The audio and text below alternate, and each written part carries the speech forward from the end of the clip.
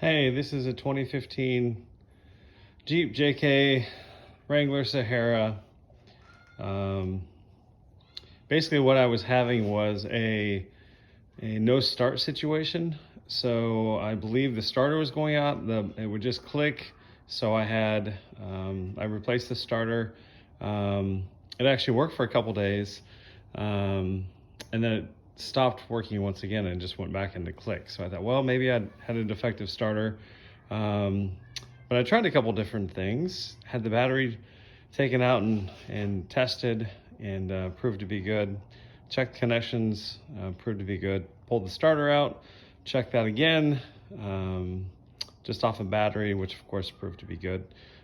Then I actually used a multimeter and tested the voltage off the wire, tested off the battery, and everything seemed to be true. However, when I took a set of jumper cables and I connected one to the negative terminal and then one underneath to basically the block, the Jeep actually started.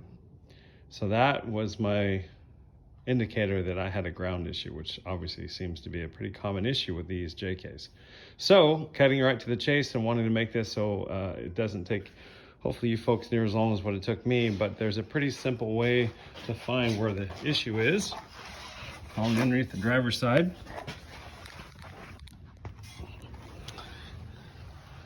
So as you can see right here,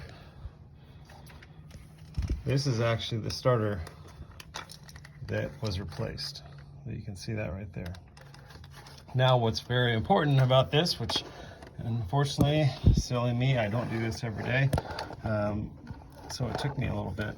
But you see beyond the starter, there's also, I'll shine my light up here. Sorry about this, I'm not an expert videographer. But you can see above the starter right there. So if you go inside where you see the top of the protected housing, you also see another nut.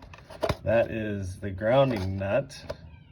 It actually grounds a lot of things on the Jeep. It was not loose per se, but guess what? It was loose enough to cause my grounding issue. It is a 13 millimeter, so it took me a little bit to figure out what size it is. But if you just turn that a little bit or give it a snug, that should resolve your Jeep JK grounding issue. So I hope that helps. It'll certainly speed it up for you, and one of the first things I would check out. Good luck.